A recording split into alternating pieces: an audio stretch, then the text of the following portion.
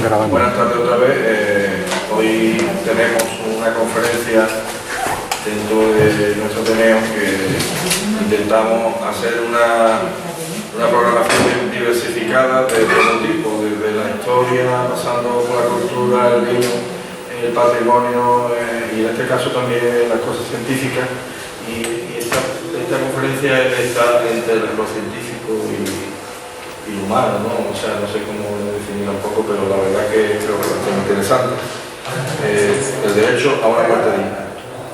Nuestro conferenciante, Daniel Almenta, ha nacido en Sevilla, la familia de Córdoba, los estudios los ha realizado en Cádiz y es parte de ese cuadro de hematólogos de nuestra hospital de la Seguridad Social que tan buena fama tiene y a nivel nacional y tiene un currículo extenso que no sé si tenemos aquí un buen rato.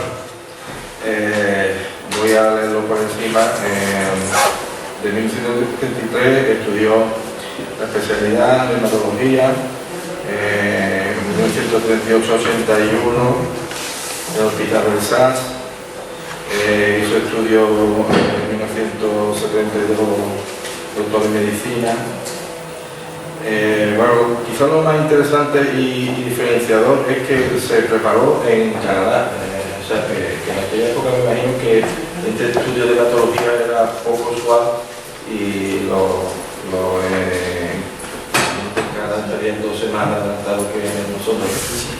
Y llegó a nuestra zona y ya nos comentó el otro día que la sección de hematología de Jerez pues incluso ir a Cádiz y total que se estableció aquí en Jerez y se hizo un grupo muy interesante y que tiene muy buena fama a nivel nacional. Bueno, pues más que el currículum, yo creo que pasemos directamente a la conferencia, ¿no? Tiene la palabra todo el mundo. Muchas gracias, Carlos. Muchas gracias también al Ateneo por acogerme en su sede y bueno, pues darme un poco la oportunidad de volver a mi tierra en el sentido de mis inicios profesionales, porque cuando yo terminé la especialidad en Canadá me volví a España, estuve trabajando 5 años aquí en el hospital de Jerez. Entonces, digamos, además que es después que me fui en el año 1981 del hospital de Jerez, es la primera actividad que tengo en esta ciudad. Así que muchas gracias al Ateneo y bueno, espero que vendré más veces también a hablar de este y de otros temas. Muy bien, pues hoy vamos a hablar de un tema que es de total actualidad.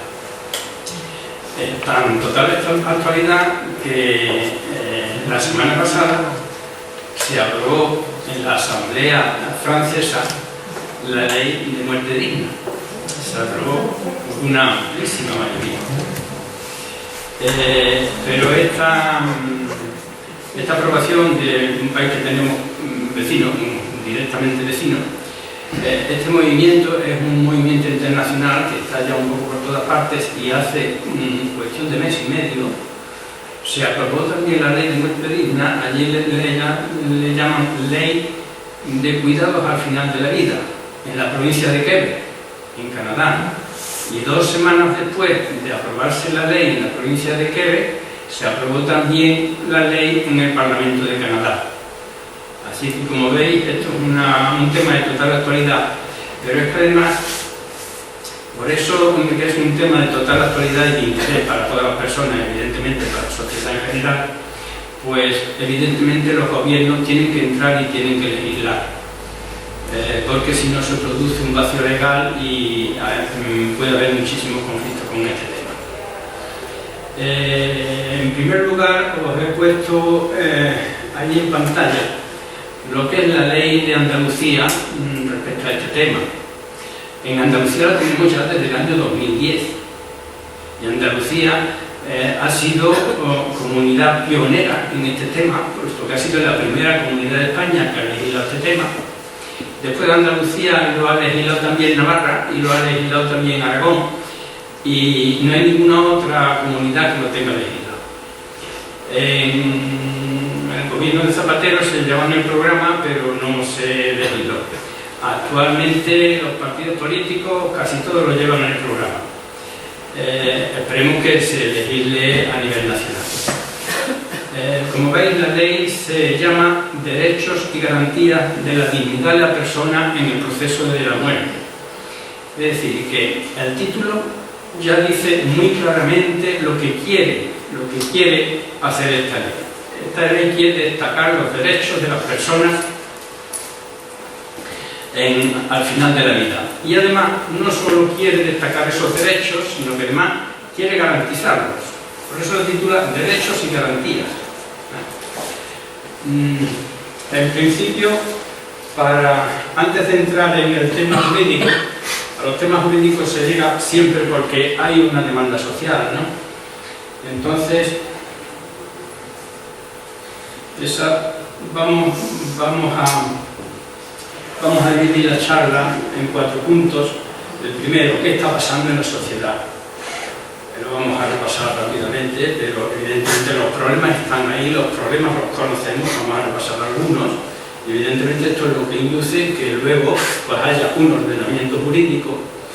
Y vamos a pasar muy rápidamente por una estadística de cuál es la opinión de la sociedad y después qué queremos cada uno de nosotros, qué podemos hacer, ¿no? En principio, respecto a lo que está pasando, el primer caso que voy a presentar es un caso que todos conocemos, el caso de Ramón Sampedro. Ramón Sampedro era marino mercante y se dedicó a conocer el mundo. Desde los 18 hasta los 25 años pues estuvo navegando y estuvo viendo todo tipo de ciudades. Y a los 25 años sufrió un accidente y se quedó tetrapléjico, es decir, no podía mover nada de cuello para abajo. Esto fue en 1968 y él falleció con 55 años después de 30 años sin movilidad ninguna, siempre en cama.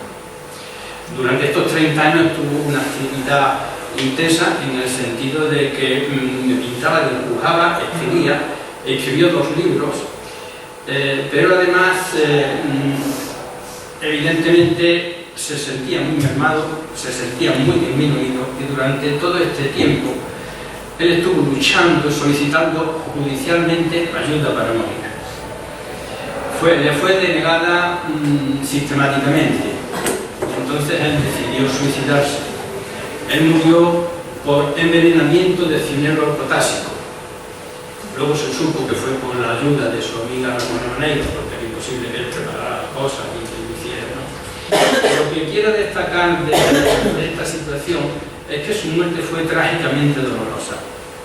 Es decir, en principio, en el caso de él concretamente, cuando él estaba tan limitado y él durante tantos años pedía esta salida, entiendo que la sociedad de alguna manera se la debería de haber dado, porque luego él eligió lo que están eligiendo muchas personas que se encuentran en circunstancias parecidas, eligió lo que se llama un suicidio preventivo. Hay algunas personas que están con dificultades y dicen, no, yo dentro de mi tiempo voy a estar peor, no voy a poder hacerlo, esto, lo otro, y entonces hacen un suicidio preventivo. El tema de Ramón Sampedro se llevó al cine en el año 2004, la película Mar Adentro, y fue un éxito total de público y crítica. Obtuvo 14 premios Goya y el Oscar a la mejor película extranjera. Otro caso es el caso de Inmaculada Echeverría. Este es un caso muchísimo más reciente, de hace pocos años. Lo vamos a contar rápidamente. Inmaculada Echeverría murió con 51 años y fue una persona que de niña tenía una debilidad en piernas. No podía correr bien, andaba con dificultad. Ya con 11 años se le hizo el diagnóstico de atrofia muscular espinal. La atrofia muscular espinal provoca una debilidad progresiva, pero de todo el cuerpo. No es que empiece primero las piernas, luego las manos, luego progresiva de todo el cuerpo. Y llega un momento en que los únicos músculos prácticamente que se mueven son el corazón y los músculos de la respiración. Y más todavía, llega un momento en que los músculos de la respiración no tienen fuerza para mover la caja torácica y entonces tienen que conectarse a un respirador. Entonces ella estuvo sin movilidad durante 20 años y estuvo con respirador prostrada en la cama durante 10 años. Pero es que además ella tuvo mala suerte en la vida, porque con 17 años se murió el padre, con 25 años se murió la madre y con 40 la hermana de un traumatismo craneal. A pesar de las circunstancias de su enfermedad, estaba muy débil y que los médicos le aconsejaban que no se quedara embarazada, a pesar de esas circunstancias, ella tuvo un hijo.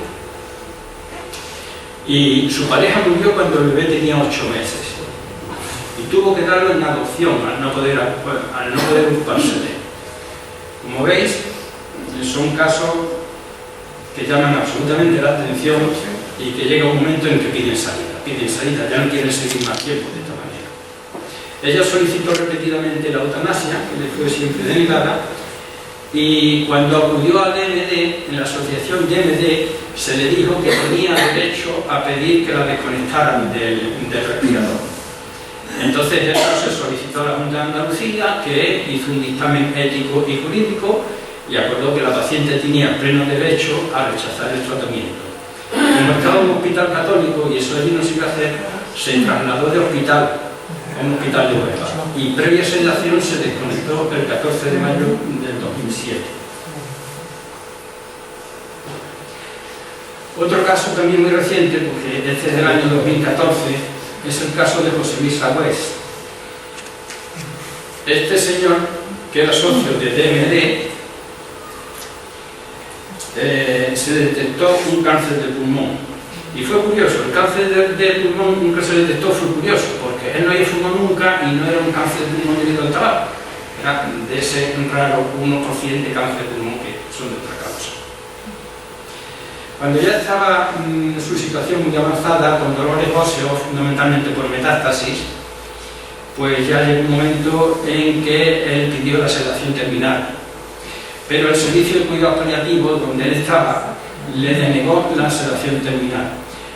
Hay que decir aquí en este momento que la sedación terminal es una cosa que ya está legislada en la ley que hemos dicho antes de 2010 y esto ha pasado en el 2014.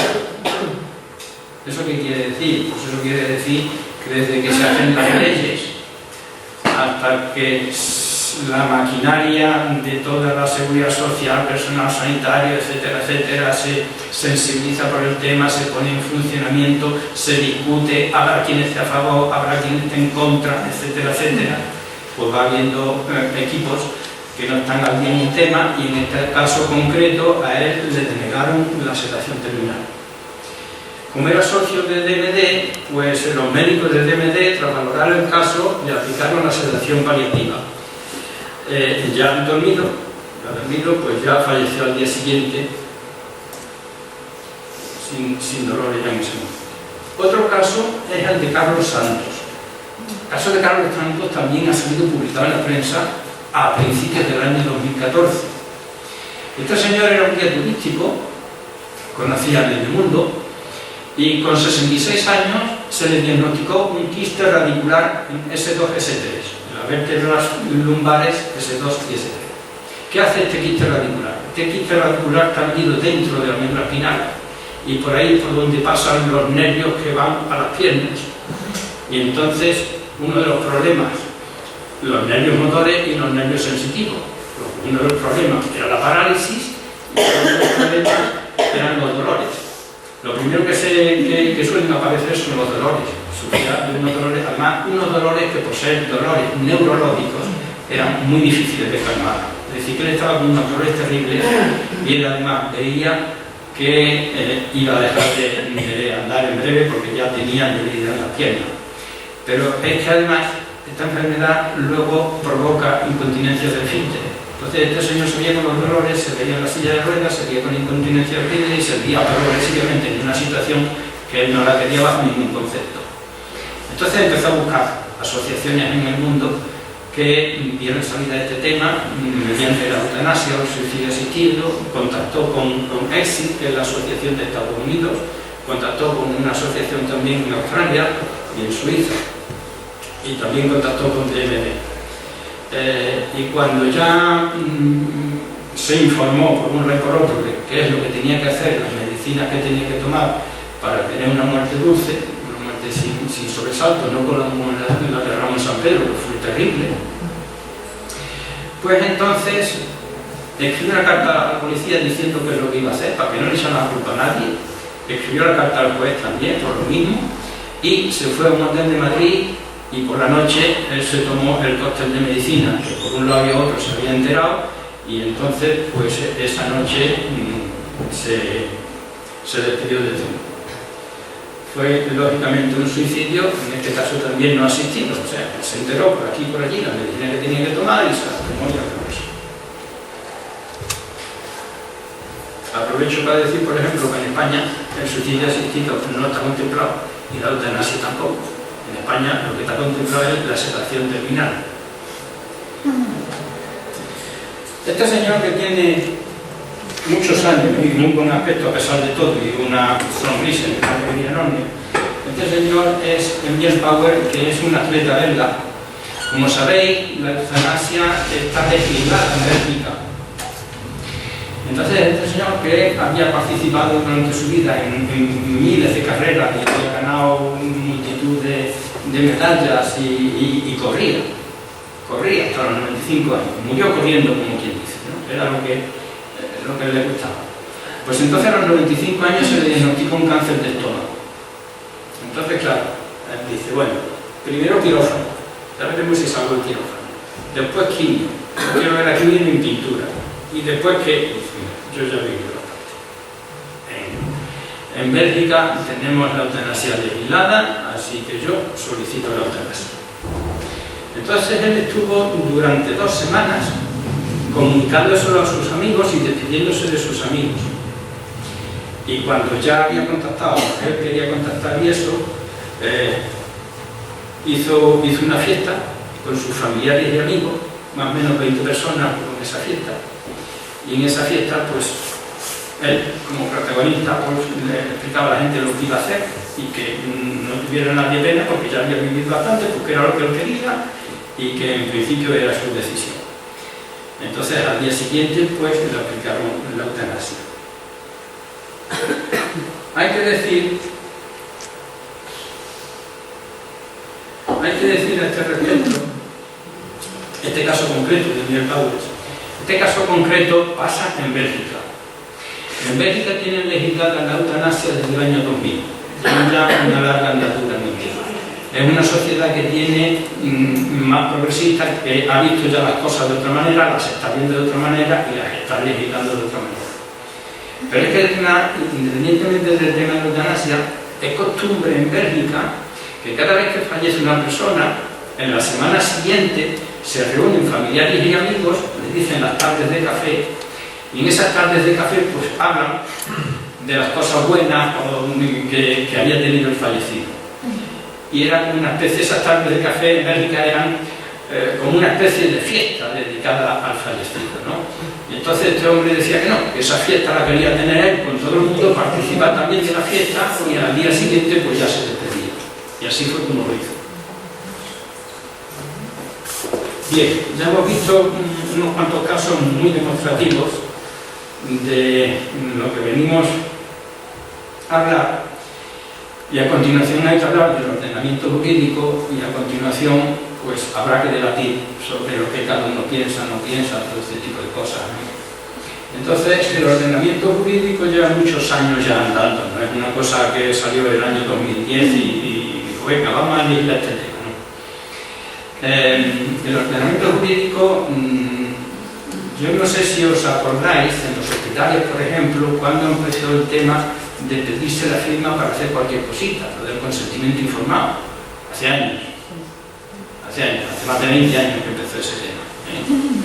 Bien, pues entonces, ya desde entonces, no solo el consentimiento informado, sino todo el tema de la posibilidad de que las personas aceptaran o no aceptaran tratamiento, todo ese tipo de cosas, pues ya empezó a moverse. Entonces, todas estas cosas terminan finalmente en una ley. La ley, yo la he leído entera, evidentemente, la he leído entera, y a mí eso se me hacía una tarea imposible, eso de cogerse el boletín oficial del Estado y leerse una ley, porque el boletín oficial del Estado en el papel es una cosa aborrecible. No hay que coger eso en papel con la letra chica, 2 columnas y empezar a leer eso. Pero en internet cada uno se pone la letra como la necesita y entonces es bastante fácil de leer. Y yo, lo que tengo interés, os recomiendo que la leáis, investigando en Google la ley 2010 de Andalucía, pues eso sale directamente, porque tiene un preámbulo que es tremendamente interesante, porque en el preámbulo habla precisamente de las cosas que están pasando en la sociedad, de lo que es el anhelo de la gente ahora, de tener una vida digna, de tener una vida, si llega el momento de la muerte, sin dolores. Y en ese preámbulo hace una serie de consideraciones. Aquí, por ejemplo, dice: pero la muerte también forma parte de la vida. Morir constituye el acto final de la biografía personal de cada ser humano y no puede ser separada de aquella como algo distinto. Por tanto, el imperativo de la vida digna alcanza también a la muerte. Una vida digna requiere una muerte digna. En el preámbulo dice muchísimas más cosas. Yo no me voy a extender en este tema, porque lo interesante es lanzar el mensaje, y si hay luego preguntas, discusión, debate, pues mucho más interesante. Pero en la ley define muchísimos conceptos de consentimiento informado, de esto y lo otro, muchísimas cosas que conviene saber qué es cada cosa para moverse en el tema de hospitales y en los derechos. E incluso también habla de lo que es eutanasia y de lo que no es eutanasia, porque, como sabéis, la eutanasia en España no está legislada y una autonomía no tiene competencia para legislar la eutanasia. Así que esta ley del 2010 no contempla la eutanasia. Sin embargo, es una ley que está muy pulida, está muy completa y que llega perfectamente a todo lo que permite el Estado español actualmente. Tengo también que decir que en esta ley colaboró muy activamente la asociación DMD, precisamente la Comisión de Andalucía llamó a DMD Federal, a DMD Madrid, donde ya estaba el presidente Luis Montes. No sé si os suena a alguno. Luis Montes fue el médico de urgencia del hospital de Leganés, que había hecho unas sedaciones terminales y entonces lo acusaron de asesinatos. Al final, bueno, todo el revuelo que se montó ya lo sabéis, él ganó el tema y entonces no solo nos aceptó el concepto de asesinato para la sedación terminal, sino que además ahora ya se contempla tanto en la legislación oficial como en el código deontológico, que mucha gente dice: sí, pero el código de los médicos, ¿qué es lo que dice?, ¿no? Pues el código deontológico, el Consejo General de Colegios de Médicos de España ya admite que la sedación terminal es una cuestión de buena práctica.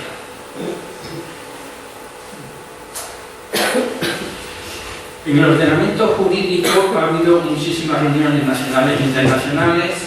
Ya el Consejo de Europa se reunió en Oviedo, aquel año 1997 se reunió en Oviedo y ya hablan del consentimiento informado, que eso es una cosa que ya le suena a todo el mundo a poco que haya pisado un hospital. En el año 1986 y después en el 2002, la Ley General de Sanidad regula el consentimiento informado y también regula la custodia, el manejo y la custodia de la documentación clínica. Y posteriormente, en el Estatuto de Autonomía, en el 2007, ya en el Estatuto se habla de este tema detenidamente y se habla de que las personas tienen derecho a expresar la voluntad anticipada, tienen derecho a un tratamiento del dolor a fondo, y se previó entonces crear suficientes unidades del dolor. También tiene derecho a cuidados paliativos integrales y posteriormente, en el año 2008 a 2012, se hizo el Plan Andaluz de Cuidados Intensivos y Cuidados Paliativos. Es decir, no solo se legisla, sino que también se adecua el sistema, los recursos, para que puedan impartirse los cuidados paliativos y las unidades del dolor. De todas maneras, también sabéis que los cuidados paliativos, el Plan Andaluz de Cuidados Paliativos empezó en el 2008 y en el 2008 empezó la crisis. Es decir, que los presupuestos que han ido a estas nuevas unidades pues han estado de alguna manera mermados, y entonces, bueno, pues hay hospitales que tienen cuidados paliativos y hay otros que no los tienen.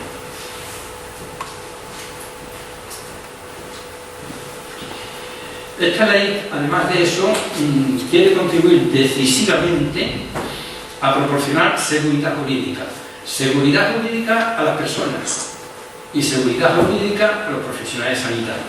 Tiene que haberlo por ambas partes.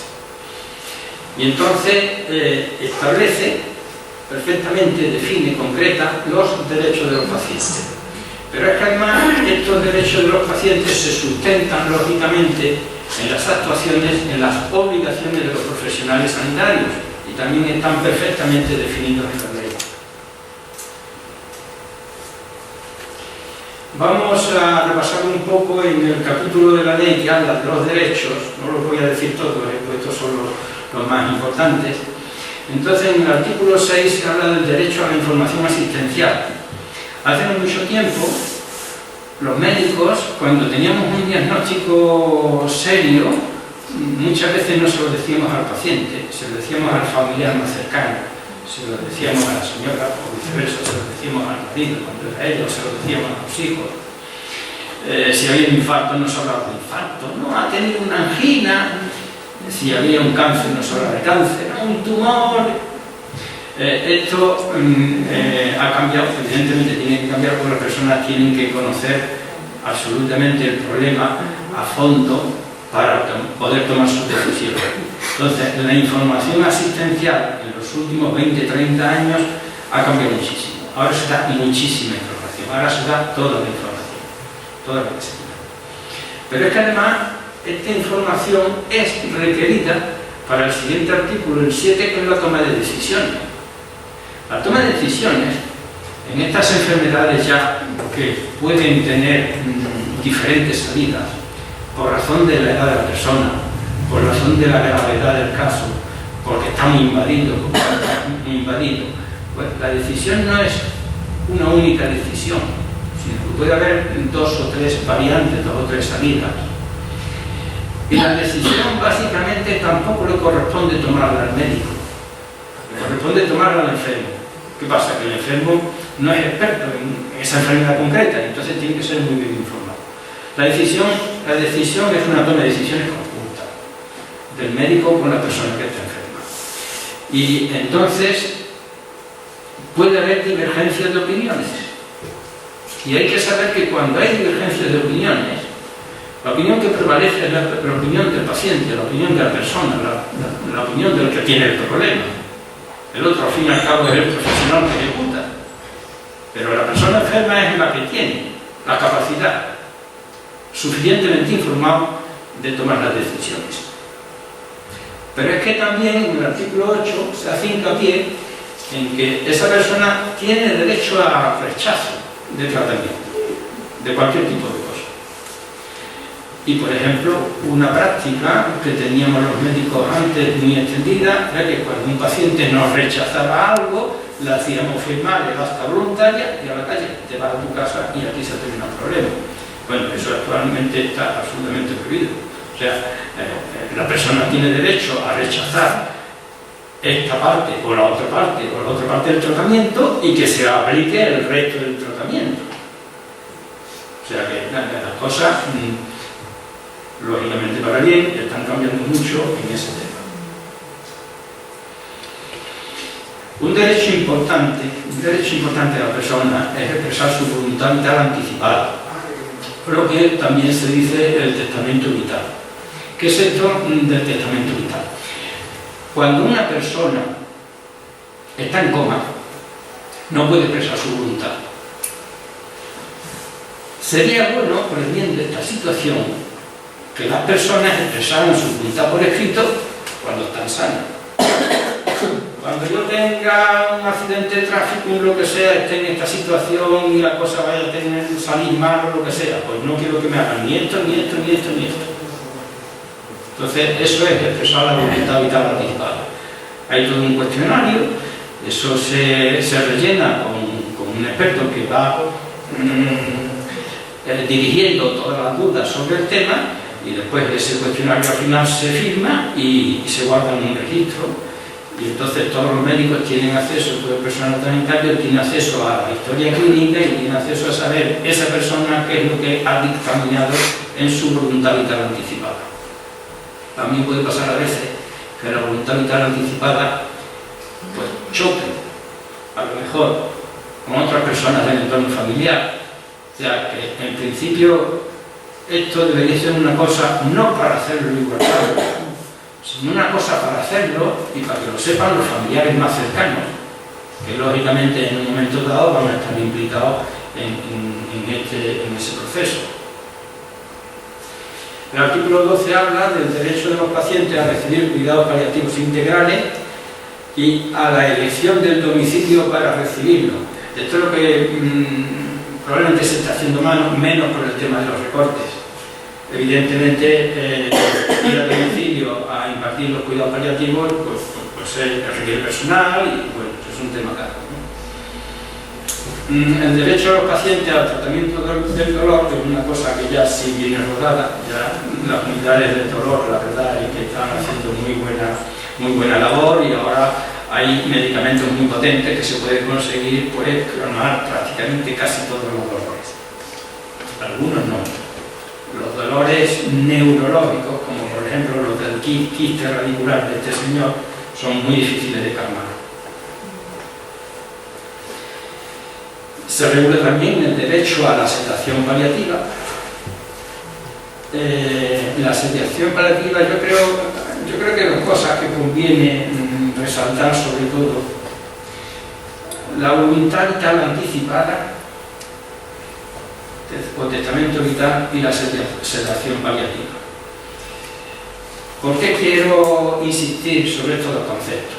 Pues por la siguiente razón. Cuando una persona está lúcida, puede optar a la sedación paliativa. Se lo dice al personal sanitario, al médico, mira, que yo ya no quiero seguir más con este tema, que yo no quiero más dolor, no tengo salida, yo quiero la sedación paliativa. La sedación paliativa la tiene una persona cuando está lúcida. Pero, sin embargo, cuando está en coma no puede expresarse. Entonces, cuando está en coma, aquí me pasa algo. Cuando está en coma, lo que sería bueno es que previamente hubiera firmado todo el cuestionario y haberlo puesto en el registro de la voluntad vital anticipada. Esos dos conceptos son importantes. Para la sedación terminal no se necesita nada porque está uno consciente. Pero en los casos de coma conviene que las personas tengan previamente firmada su testamento vital. Bueno, también hay derecho a la intimidad y en un momento dado pues habla también de habitación individual para pacientes terminales, se procura casi siempre, a veces no es posible por la masificación de hospitales, etc. Bien, ¿y cuál es la opinión de la sociedad? Porque claro, en la sociedad tenemos opiniones encontradas, fundamentalmente por un tema concreto. Estamos en un estado aconfesional, pero tenemos una sociedad tremendamente religiosa. Entonces ahí surgen los conflictos. ¿Por qué? Porque un estado confesional tiene que ser elegible por las necesidades que tiene la población sin tener en cuenta ninguna creencia religiosa. Es decir, que se elegible lo que se puede hacer y, sin embargo, en la religión pues se tiene el concepto de que la vida le pertenece a Dios, no le pertenece a la persona, y entonces no se puede, no se acepta nunca ni el suicidio ni la eutanasia, y muchas veces ni siquiera la sedación terminal. Bien, pues sin embargo, lo que piensa la sociedad en estos temas es que, si veis en esta encuesta son encuestas sucesivas desde el año 2001 hasta el año 2009 del CIS, del Centro de Investigaciones Sociográficas, y en estas encuestas se ve que hay una meseta prácticamente que el 75% de la sociedad está de acuerdo con que se ayude a los enfermos a morir, a las personas que tengan circunstancias terminales, que se les ayude a morir, que se les facilite el paso a la otra vida en vez de obstaculizarlo. Bien, aquí tenemos los 5 casos de los que hemos hablado. Y ahora en principio pues llega casi más o menos de plantearse el papelito que tenéis, la encuesta, que cada uno más o menos se plantea un poco, bueno, y aquí yo qué pienso. A esta persona estoy yo de acuerdo en que le den ayuda médica para morir, a esta sí, a esta no. Entonces recordamos un poco los 5 casos. El caso de Ramón San Pedro estaba en una circunstancia en que realmente él demandaba eutanasia, no se le concedió porque no estaba legislado y optó por el suicidio. En el caso de Inmaculada Echeverría, era una paciente que estaba en una circunstancia muy avanzada, pero que tenía una salida que la ley sí permitía. O sea, la ley le dice, no, tú tienes derecho sobre tu cuerpo, si tú no quieres que hagamos esta o esta otra práctica médica, no lo hacemos. Entonces, esta persona tenía un derecho a la desconexión, fue lo que pidió y se desconectó. El otro caso, Carlos, este caso es un caso que pedía también la eutanasia, como no está legislada, decidió el suicidio. Este caso de Carlos Fuentes, y este es el caso del cáncer de pulmón, que se le denegó la sedación terminal. Este caso sí entra dentro de la legislación andaluza actual. Es decir, el caso de Inmaculada, en este caso los dos entran dentro de la legislación actual.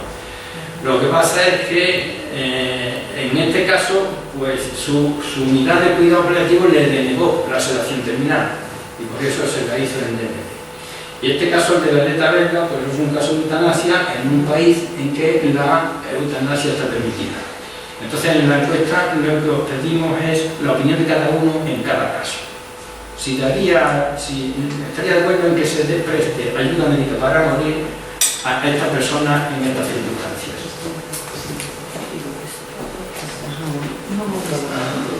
Bien, pues estamos terminando ya. Me queda plantear qué es lo que queremos, qué es lo que quiere la sociedad, qué es lo que queremos, qué quiere cada uno, y qué podemos hacer.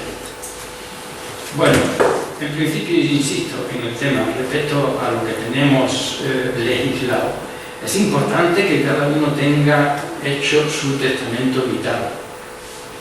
El testamento vital se puede consultar por internet, hay una guía para hacerlo por internet, pero luego en el momento de registro se repasa todo, se revisa todo, se rellena de nuevo con la persona experta que está allí para registrarlo, y entonces ahí ya eso hay que hacerlo con cita previa y eso queda reflejado en la historia clínica. Yo os animo a hacerlo porque evidentemente saca de dudas al personal sanitario, pero saca de dudas también a los familiares y realmente todas las personas mismos del entorno sanitario que fuera del entorno sanitario pues saben concretamente cuál es la voluntad de la persona y qué es lo que hay que hacer, ¿no? ¿Qué más podemos hacer? Pues crear debate en la sociedad, que es lo que estamos haciendo hoy, crear debate en los partidos políticos, que evidentemente les corresponde a los partidos políticos legislar este tema. Entonces, bueno, pues si hago un poco memoria así rápidamente, Pedro Sánchez cuando estaba en el momento de la elección de secretario general, estaban los 3 años haciendo el debate, no sé si os acordáis, pues Pedro Sánchez lo llevaba en su programa. Lógico que en España tengamos ya una ley de sedación terminal, de cuidados al final de la vida. Hombre, yo os animo también un poquito el proselitismo a hacernos socios de DMD. ¿Por qué? Porque hacernos socios de DMD en principio no cuesta prácticamente nada. Se solicita una cuota mínima de 42 euros al año. Pero en DMD no hay ninguna otra sociedad que se dedique a informar y a apoyar sobre este tema. Entonces eso es una cosa importante. Pero además de informar y apoyar sobre este tema, que se informa a cualquier persona que llame, sea o no sea socio, eso comienza a verlo, estamos abiertos lógicamente a toda la sociedad, se informa a toda la persona que acuda, que llame al DMD, Pero aparte de eso, a las personas que son socios pues también se les ayuda si tienen algún problema con la sanidad oficial. Por ejemplo, este caso del cáncer de pulmón, que le denegaron la sedación paliativa, pues DMD le aplicó la sedación paliativa a él directamente en su casa. DMD tiene un equipo de médicos, son personas competentes en este aspecto, y pues lo hacen también, ¿no? Y bueno, hay que saber que actualmente se calcula que el 50% de las personas que solicitan la sedación terminal les es denegada. O sea, que aunque la ley está ahí, y la ley está ahí desde el 2010, pero en principio la evolución de la sociedad tal cual, y de la sociedad, digo sociedad porque son muchos, y del personal sanitario tal cual, requiere un tiempo. Y el personal sanitario no va a adquirir las cosas inmediatamente porque lo diga una ley, porque también tendrá su experiencia personal, profesional, su creencia religiosa, etcétera, etcétera. Es decir, que cuando se hace una ley, esos derechos que se contemplan en la ley se van adquiriendo poco a poco y se van adquiriendo conforme las personas los van exigiendo. O sea que es importante conocer los derechos y es importante exigirlos. Y en este tema, pues en DMD pues somos directamente activos, ¿no? En analizar los casos y en aclarar las dudas y en indicarles a las personas qué es lo que pueden hacer. Y en principio no quiero extenderme más porque me gustaría dar tiempo para las preguntas, que imagino que habrá algunas. Si el moderador me acompaña, sí. Bueno, pues finalmente abrimos turno de preguntas. Quien quiera hacer alguna. Ha manejado tres conceptos: la sedación terminal, la sedación paliativa y la eutanasia. ¿Estamos hablando de lo mismo o son cosas distintas? La sedación terminal, la palabra. Estamos hablando casi de lo mismo.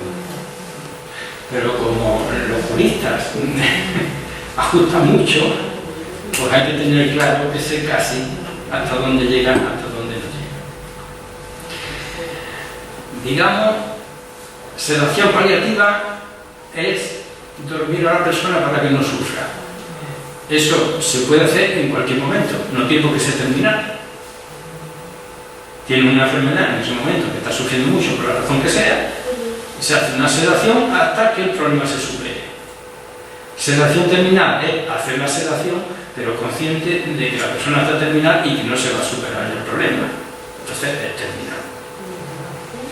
No provoca la muerte. Sí, provoca la muerte indirectamente. Indirectamente provoca la muerte.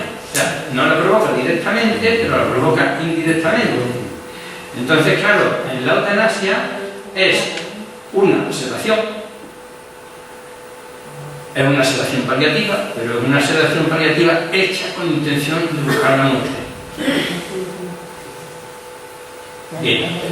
Entonces, para aclarar concretamente este tema, que es lógicamente el tema más conflictivo de este problema, de esta charla, pues entonces DMD definió muy claramente lo que es la eutanasia desde nuestro punto de vista.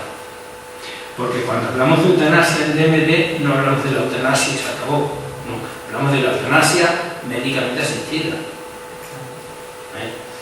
Entonces, nosotros consideramos eutanasia, que significa buena muerte, resume de excelente manera el ideal de la muerte digna. Se han introducido adjetivos como eutanasia activa, pasiva, directa e indirecta. La sedación terminal es una eutanasia indirecta, concretamente, si responde a su pregunta. Voluntaria, involuntaria, eso no se sostiene, porque siempre es voluntaria. Si no es voluntaria, no es eutanasia, cualquier otra cosa. Bien. Entonces, como ha habido estos problemas de qué es exactamente, la ley la define. Y la ley la define de la mano de DMD. Es decir, si consultáis la ley en internet y consultáis la página web de DMD, veis que está calcado, que es exactamente lo mismo. Entonces, desde nuestro punto de vista, Se considera eutanasia solo las actuaciones que producen la muerte de forma directa e intencionada, mediante una relación causa-efecto única e inmediata. Se realiza a petición expresa, reiterada en el tiempo. No puede ser una sola petición, alguien está en una situación de depresión o lo que sea, no. Hay que analizar exactamente la situación y ver cómo se hace. Se hace en un concepto de sufrimiento, debido a una enfermedad incurable que los pacientes experimentan como inaceptable. No digno, no ya digna, inaceptable. No quiero seguir más con este tipo de delitos. Y son realizados por profesionales sanitarios. Que además deben de ser más o menos profesionales sanitarios que conocen a la persona, que conocen sus circunstancias, que conocen su problemática, conocen su sufrimiento, cómo él vive su sufrimiento, porque claro, aquí ya entra claramente la discusión. En la misma situación, una persona puede querer la eutanasia y otra no.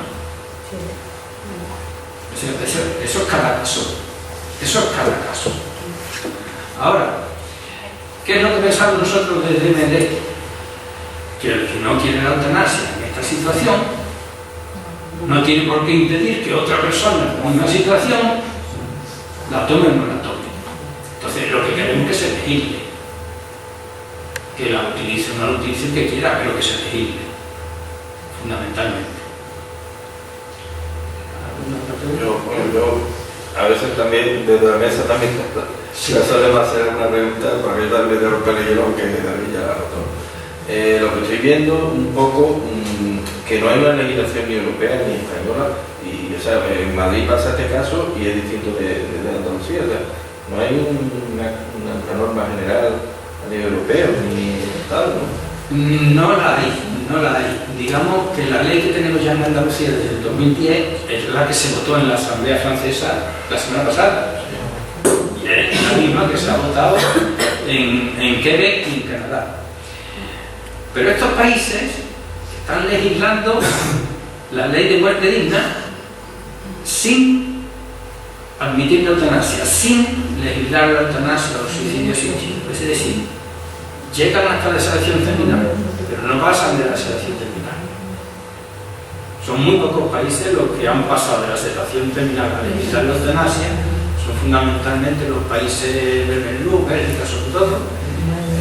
Suiza tiene despenalizado el suicidio, pero no lo tiene legislado, lo tiene simplemente despenalizado. En algunos estados de Estados Unidos está perfectamente legislado el suicidio asistido, y en fin, este es un movimiento que evidentemente es un problema muy conflictivo en la sociedad, por lo que hemos dicho. Estamos en una sociedad laica, pero estamos con una mayoría de creyentes en la sociedad. Pero lo que hay que plantearse básicamente es que en los países, fundamentalmente Bélgica, que es donde tienen todas las estadísticas y esto, donde la eutanasia lleva ya muchos años, se ve que no es que las personas que utilizan la eutanasia al final de la vida no va creciendo exponencialmente, sino que más o menos se mantiene alrededor de un 3% de todas las muertes de Bélgica. ¿Eso qué quiere decir? Eso quiere decir que la mayoría de las personas no solicitan la eutanasia, aguantan hasta cuando pueden. Si en un momento dado llegan al caso de sedación terminal, pues viene la sedación terminal y ahí se acaba el tema. El hecho de que solo el 3% llega a la eutanasia no nos autoriza a los demás, a los legisladores, a negarle esa posibilidad a ese 3% de personas. Por eso, desde DMD insistimos, luchamos porque se legalice. Digamos, desde el DMD el objetivo que buscamos es que haya una muerte digna para todas las personas. Y en esa muerte digna, pues hay un 97% que va a tener otro tipo de implicaciones, como puede ser la sedación terminal, cuidados paliativos, todo ese tipo de cosas, ¿no? Pero hay un 3% que directamente dice, no, vamos a ver. A mí, ¿cuánto tiempo me queda de vida? Ramón Santello, ¿cuánto tiempo me queda de vida? Pues vivió 30 años más, ¿sí? ¿Por qué me da 10 más? ¿O 15 más? No, es que ya no quiero más. La Inmaculada Echevarría, 3 cuartos de lo mismo. a Carlos Santos, el que tenía el quiste medular. El quiste medular es una cosa que no mata, que está ahí los años que sea, pero una cosa que te vuelve seriamente dependiente, ¿no? Entonces, en estas circunstancias, una serie de personas piden directamente la eutanasia y otra serie de personas no. Lo que tenemos es que legislar la cosa para que estas personas no se vean abocadas a un suicidio preventivo. Es decir, no me dan salida, no tengo más remedio que hacer esto, y lo voy a hacer ahora, antes de que pase más tiempo, y no lo pueda hacer.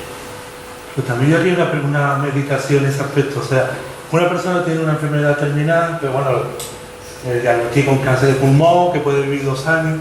Entonces, usted dice de un suicidio anticipado, conscientemente, que sería lo suyo. O sea, porque la eutanasia sería como una manera de obligar a otra persona a hacer ese suicidio que no es capaz de hacerlo él. Porque esa persona, en cierto modo, quiere morir.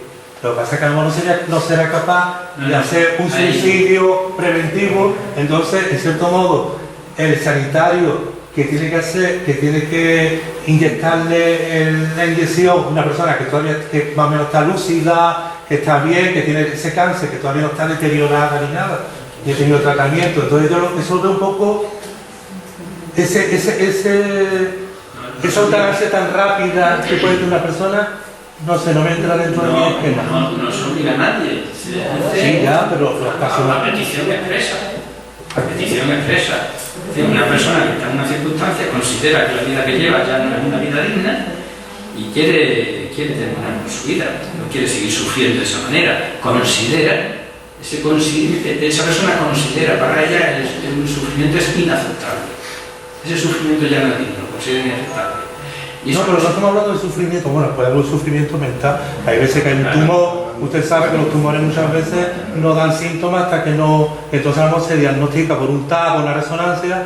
Tiene usted un tumor pulmonar que lo tiene de tal manera que esto, aunque se ponga quimio, es muy difícil que se cure y tiene una esperanza de vida de 2 años, de 3 años. Ponga a hacer quimio, ponga a hacer radioterapia. Entonces, claro, en ese proceso que esa persona todavía no se acerca ni a la muerte, porque yo soy enfermero, entonces yo veo enfermos que tienen un proceso. Hacia la muerte hay un proceso. La ley habla de por desgracia es así. La ley habla de un proceso. Una persona tiene un cáncer, se diagnostica, por ejemplo, usted que es hematólogo, un mieloma, un linfoma, entonces tiene un proceso de quimio, de radioterapia, se hace un trasplante, todo ese proceso y la persona al final se muere. Entonces incluso yo he escuchado al médico de medicina preventiva llegar allí a la planta, decir, bueno, ¿este qué esperanza de vida tiene? Y el hematólogo decir, no, este mieloma tiene 4 años de esperanza de vida. Cosa que hablan un poco superficialmente ellos, a lo mejor el enfermo no lo sabe. Este enfermo tiene 3 años, este enfermo tiene 4 años. Lo debe de saber. Lo debe de saber. El enfermo tiene un poco de información se da en ese aspecto, ¿no? No, se da muchísima, se da toda. Yo no he escuchado todavía un médico, un hematólogo decir a un enfermo, por lo menos que está presente, decirle, usted tiene una esperanza, usted se va a hacer un trasplante, pero vamos, la esperanza de vida que le queda, yo creo que 4 o 5 años. Cuando yo me fui a hacer la especialidad a Canadá, aquí no se decía al paciente nada, ni lo que tenía. Allí mismo, en aquellos mismos años 1970-75 que yo estuve en Canadá, a los pacientes se les decía todo. No los médicos quisieran decirlo, no. Te tiene que enterar tuyo, no. Es porque tienen derecho, es porque la sociedad lo demanda. Y todo este proceso, digamos, de evolución de la sociedad, eso está ya ahí. Entonces ahora ya la mayoría de las personas quieren saber todo de su enfermedad, todo. Y muchas veces no se quedan contentos por lo que le dice el médico, sino que además se meten en internet. Ven en internet muchas más cosas. Y luego se asustan. Y luego tienen que cotejar lo que han visto en internet con el profesional sanitario y decirle, no, en tu caso esto se aplica, en tu caso esto no se aplica. Se está informando cada vez más. Se está informando.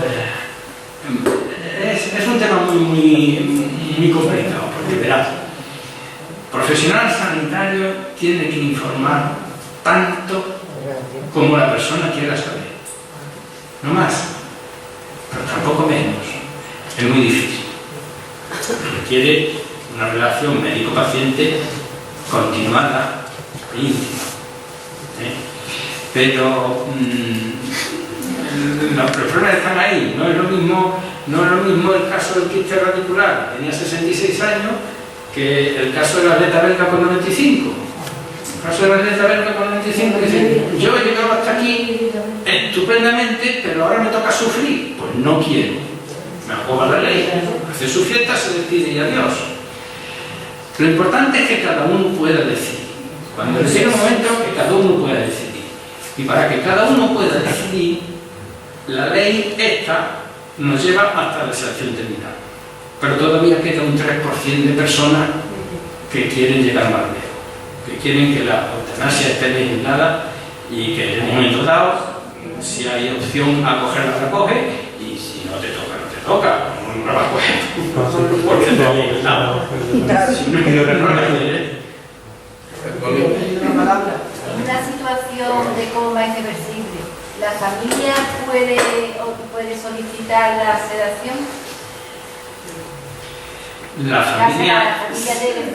La familia directa del enfermo puede solicitar la sedación si la circunstancia está muy clara, muy determinada. Muy clara, muy determinada. Pero siempre es mucho mejor que la persona lo tenga dicho por escrito. Porque cuando uno rellena el cuestionario del testamento vital, a uno le preguntan una serie de cosas. Por ejemplo, en una situación terminal, ¿quiere usted respirador?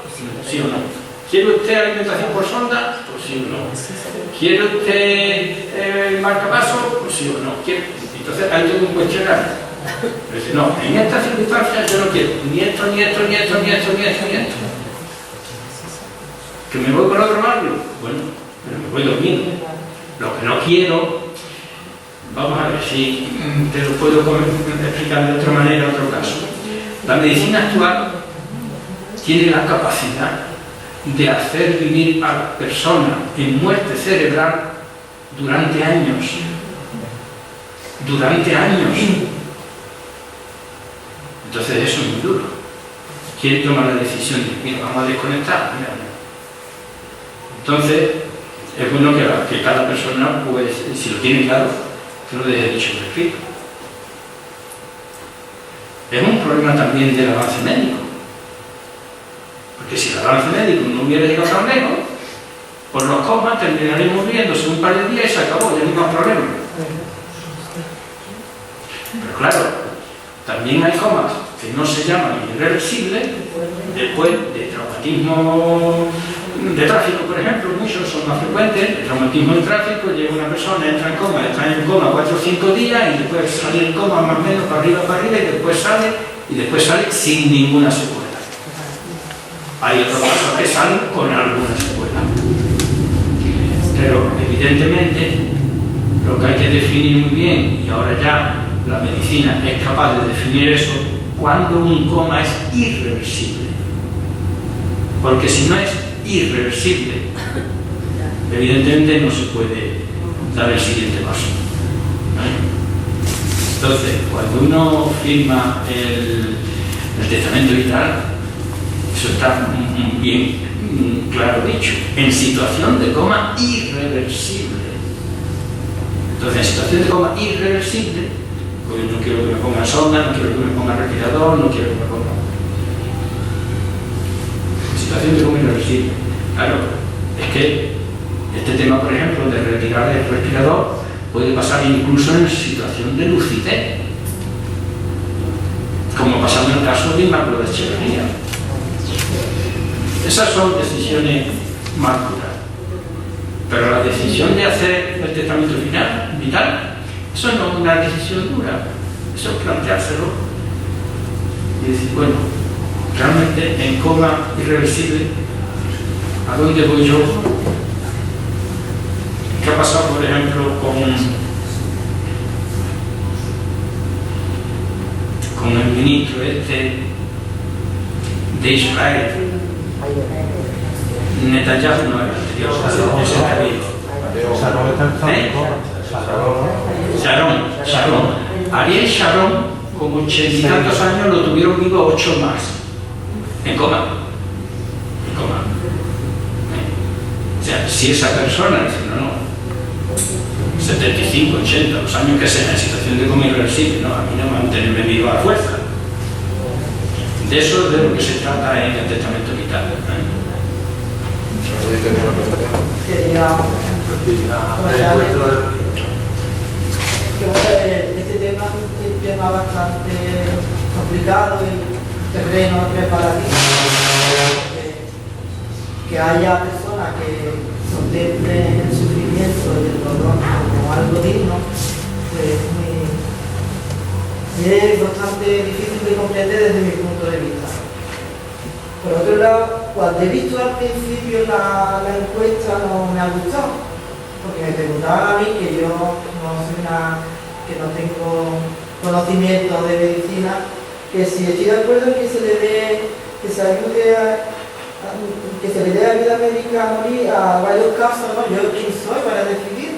Lo que sí yo estoy de acuerdo, estoy de acuerdo que la ley es una instancia superior en la que cualquier persona puede tener apoyo y derecho para que se le conceda la eutanasia si la pide, o si no se va, que si no quiere, pues también no. O sea, que lo proteja. Que la ley tiene que proteger tanto para quien lo pida como para quien no lo pida. Pero yo realmente no me gusta mucho la encuesta, ¿no? Aunque no, lo digo con todo respeto, porque además considero que es un tema muy serio y que además son muy valientes las personas que están llevando a cabo esta campaña, ¿no? Me parece muy bien, ¿no? Pero no a la gente de la calle que ni siquiera tenemos conocimiento de sus leyes y todo eso. Y que por supuesto yo estoy de acuerdo con que haya una ley, ¿no?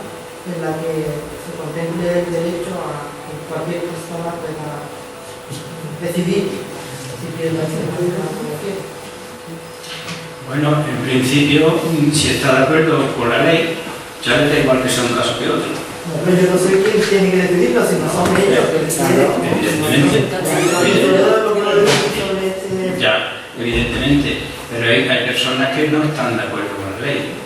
Porque cuando una ley, esa ley se pueden acoger muy diferentes personas en muy diferentes momentos diagnósticos médicos. Entonces, claro, evidentemente, por eso se dice, por eso en la definición de la eutanasia se dice a petición expresa y reiterada, y se dice realizada por profesionales sanitarios que conocen a los pacientes y mantienen relación clínica estrecha. Lo que pasa es que para que esto se pueda hacer, la sociedad tiene que estar de acuerdo y se tiene que legislar. Claro. No me gusta la manera de plantearlo, eso es lo que Muy bien. Había una pregunta antes, ¿no? ¿Quería usted hacer una pregunta? Sí, quería preguntar. En el caso, por ejemplo, de los profesionales, de los profesionales, en el caso de los médicos, los enfermeros, ¿quién tiene obligación, por ejemplo, de dar el tratamiento o es voluntario el tratamiento al enfermo?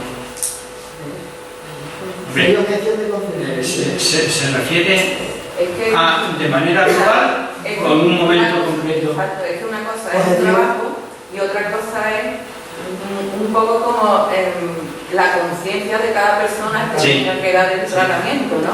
Bueno, vamos a ver. Unos estarán de acuerdo y otros no. Los tratamientos, la medicación exacta, es como todas las enfermedades. La medicación exacta la receta el médico y la pone el enfermero o enfermera.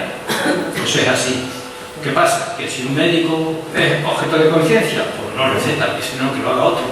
O un enfermero o enfermera objeto de conciencia, pues lo mismo. ¿Sí? ¿Puedo? Sí. Respecto a esto, yo me parece que si yo, por ejemplo, voy a un hospital, como estaba en la Puebla de Chavarría, estaba en un hospital católico cuya creencia es en contra a la eutanasia, yo me parece coherente el profesional que trabaje allí aplique la filosofía del centro como centro católico y no quiera aplicar la eutanasia porque está en contra de la filosofía del centro. igual que si fuese un centro docente cristiano, por ejemplo. Ahora, si yo estoy siendo asistida en un centro público de la sanidad pública, concretamente en Andalucía, donde existe una ley que acoge mi derecho y el de todos los andaluces o personas que están en un hospital andaluz a tener un tratamiento que es legalizado, el personal que trabaja en esa institución, Servicio Andaluz de Salud, está obligado a acogerse a la ley que está vigente. Otra cosa es que esa persona, fuera de su horario de trabajo, sea budista, católico, musulmán, eso ya es su vida privada. Ahora, si está cobrando un salario de un salario público, entiendo que tiene la obligación de atender a lo que la ley vigente dicta. Pero es que no tiene nada que ver la religión con... Pero que va de conciencia. Manuel Guerrero, y después Manuel. Yo lo que quería plantear es que aquí, en el fondo de toda la cuestión, son todo convicciones ideológicas o religiosas.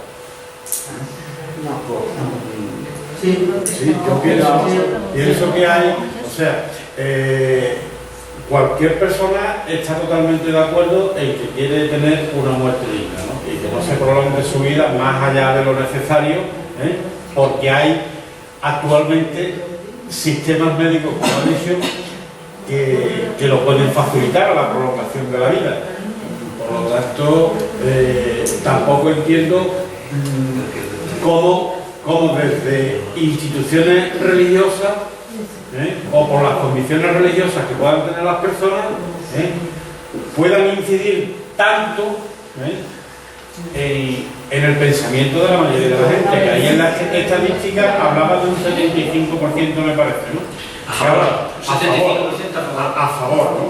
Y en cambio, algunos datos en el tema del sector sanitario. ¿Cómo está esa situación realmente? ¿Qué prima más? ¿Las convicciones religiosas de las personas o el sentido profesional? Bueno, vamos a ver. En principio, yo tengo muchos compañeros que están, con convicciones religiosas absolutas, profundas, y sin embargo están trabajando en cuidados paliativos.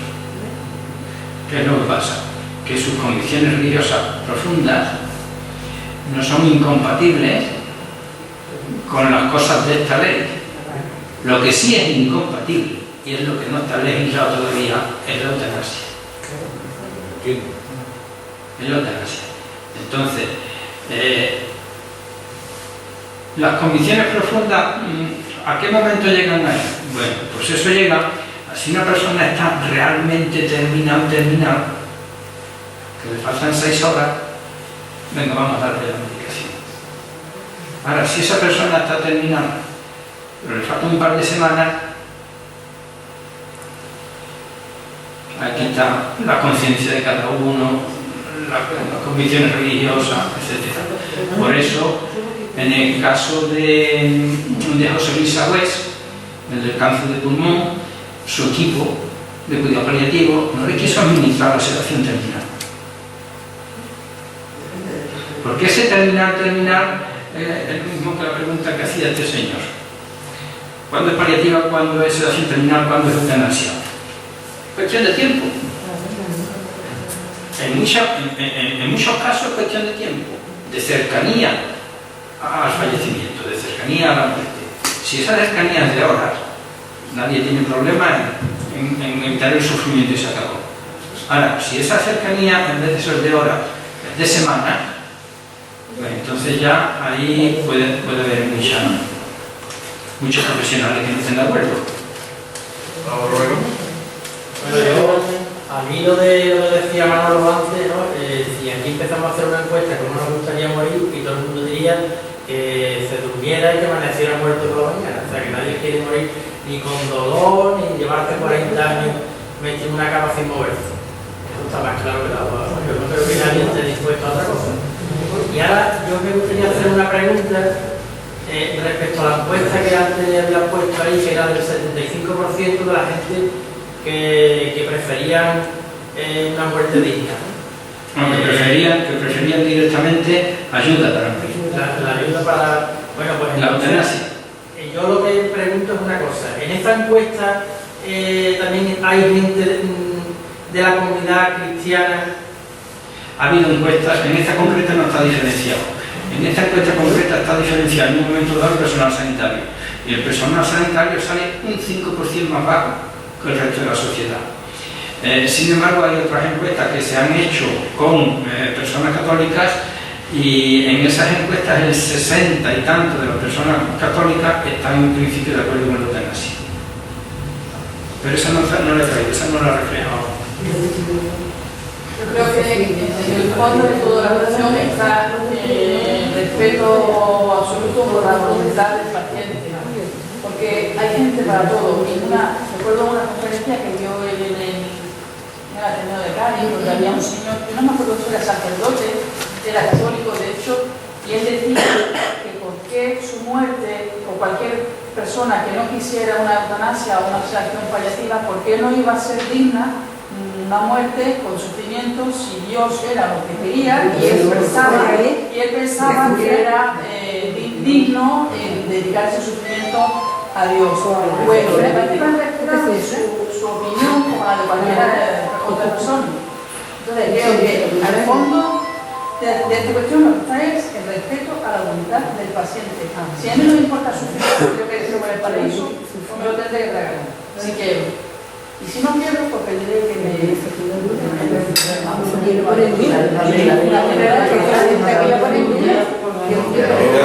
Pidan el turno de palabra, por favor, y si quieren hacer una pregunta, digo... ¿Hasta qué punto los equipos médicos están supeditados a alargar la vida? O sea, cuando ya hay situaciones extremas, ¿hasta qué punto los pueden aguantar o no tienen una flexibilidad que tienen? No sé, habría que puntualizar más la pregunta. Vamos a ver. El tema concreto es que los médicos, cuando empezamos la carrera de medicina, aquí en la Facultad de Medicina de Cádiz, la Facultad de Medicina más antigua de España, en una de las salas había lo que es el juramento hipocrático. Ese juramento hipocrático pues data de más de 2000 años. Bien, el tema concreto al respecto actualmente es que el Consejo General de Colegios de Médicos de España, es decir, la autoridad de los médicos de España, el Consejo General de Colegios de Médicos de España, admite la sedación paliativa, la sedación terminal como buena práctica. Impedir la sedación terminal, digamos, sería mala práctica. Esa es la opinión del Consejo General de Colegios de Médicos. O sea, que la pueden practicar los médicos cuando ven una situación. Libremente, porque además está legislado así. En Andalucía está específicamente legislado, pero en el resto del territorio nacional también está permitida la sedación terminal. Otra cosa es que una sociedad, mientras más toca el tema, más lo debate, más lo ve, más lo vive, más lo acepta. Y cuando digo una sociedad, quiero decir una sociedad en la calle o una sociedad sanitaria o el personal sanitario. Cuando más veces se plantea uno ante el problema, más va viendo los distintos casos, las distintas posibilidades, más se va sensibilizando y más lo acepta. Acepta tanto al que quiere la eutanasia como al que no la quiere. Porque en el fondo, como ha dicho una persona allí al fondo, se trata de respetar la voluntad del paciente. Ahora, para respetar la voluntad del paciente, hace falta que la ley lo permita en el caso de la eutanasia. Y hace falta que el personal sanitario esté de acuerdo y la haga en el caso de la sedación terminal. La ley lo permite en el caso de la sedación terminal, pero te puedes encontrar con un equipo médico que apura mucho hasta el final, y al final la persona lo que se lleva es 3, 4, 5, 6 semanas sufriendo sin necesidad. Hay otra que no. Una pregunta más que vamos terminando. La última, vamos a ver. ¿Sabes si la legislación belga equipara a la muerte, en el caso de eutanasia, a la muerte natural o tiene...? Sí, equipara. A la muerte natural, o sea, cuando se interviene mediante la eutanasia o mediante la sedación activa, si es equiparable esa muerte a la muerte natural o tiene un trato jurídico. ¿En qué sentido? No, vamos a ver. A mí se me ocurre un poco frívolo, para efectos, por ejemplo, de seguros, de póliza de seguro y demás. No, cuestión de póliza de seguro sin ningún problema. Eso es un final de la vida absolutamente legal. Los seguros tienen que responder ese tema. Que no sabe que tiene un tratamiento distinto. En el concepto tuyo de muerte natural, pues va uno andando por la calle, tiene un acceso cerebral y se cae al mismo. Eso es natural. Ahora, el tema concreto es que el 50% de las muertes que se producen en España se producen fuera del hospital. Entre comillas, muerte natural. Pero el otro 50% de las personas que se mueren en España se mueren en hospitales. Entonces ya hay una intervención del profesional sanitario. Ya no es tan natural. Ya uno puede modificar eso. Antes, después, con más sufrimiento, con menos sufrimiento. No sé si respondo. El tema de seguro, sin duda. El tema de seguro está totalmente cubierto en los países donde está vigilado. Esa es la pregunta. Bueno, pues si no tiene ninguna más pregunta, el señor vicepresidente va a hacer entrega del pequeño obsequio a don Daniel.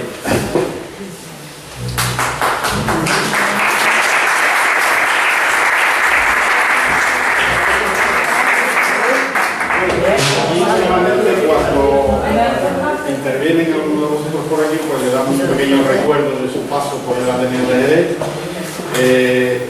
Es una puerta abierta a la cultura. Entonces, a don Daniel Arminda Gil del Ateneo de Jerez, en agradecimiento por su participación en la conferencia El derecho a morir dignamente, así como su predisposición y apoyo a esta institución. Muchas gracias, lo agradezco especialmente porque yo no sé si ha sido casualidad o ha sido escogido, pero esta es una de las puertas de la mezquita. Está aquí también el artista que de eso, que es Manolo Romero, o sea que... Ah, vale, muy bien. Muchísimas gracias.